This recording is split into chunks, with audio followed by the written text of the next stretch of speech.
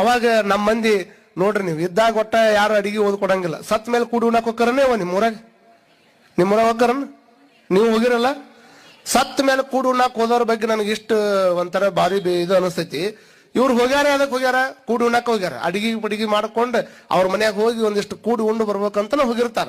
ಅಲ್ಲಿ ಊಟ ಮಾಡೋ ಟೈಮ್ದಾಗ ಮತ್ತೆ ಕಟ್ಕೊಂಡು ಹೋಗಿದ್ದ ಅವ್ರನ್ನ ಉಣಸಾಕ್ ಹೋಗಿರ ಹೌದಲ್? ಮತ್ ನೀವು ಹೌದಲ್ಲ? ಕಟ್ಕೊಂಡು ಹೋಗಿದ್ದ ಅವ್ರನ್ನ ಉಣಸಾಕ್ ಹೋಗಿರಿ ನೀವು. ಮತ್ತ ಆ ಹೆಣ್ಮಗಳು ಏನಾರ ಮತ್ತೆ 2 ದಿವಸ ಗಂಡನ ನೆನಪನಾಗ ಅಳ್ಕೊಂತ ಕುಂದ್ರುದು, 2 ರೊಟ್ಟಿ ತಂದಾರ ತಗೋ, ಬಾ ದಿವಸ ಆಗಿಲ್ಲ ತಿಂದಿಲ್ಲ ಅಂತ ತಿಳ್ಕೊಂಡು 2 ರೊಟ್ಟಿ ಹೆಚ್ಚು ತಿನ್ಲ ಅಂದ್ರೆ ಮನಿ ಕಟ್ಟಿ ಮೇಲೆ ಕೂತ್ಕೊಂಡು ಚಲೋ. ಏನ್ರಿ ಆ ಹೆಣ್ಮಗಳು ಮನೆ ಗಂಡ ಸತ್ತಾನ, ನಾ ಹೋದ್ ರೊಟ್ಟ್ಯಾಗ 4 ರೊಟ್ಟಿ ತಿಂದ್ ನೋಡ್ರಿ. ನೀವು ಉಣಸಾಕ್ ಹೋದವ್ರಲ್ಲ, ಆಕಿನೂ ಸಾಯಿ ಹೊಡ್ಯಾಕ ಹೋದವ್ರು.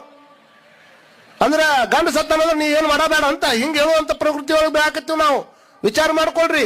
ಹೋಗಿದ್ದು ಉಣಸಾಕ, ಸತ್ತ ಮೇಲೆ ಉಣಸಾಕ್ ಹೋಗೋರು ಬಾಳ ಮಂದಿ ಅದಾರ್ರಿ. ಸತ್ ಮೇಲೆ ಉಣಸಾಕ್ ಹೋಗೋರು ರಗಡ ಮಂದಿ ಅದಾರ.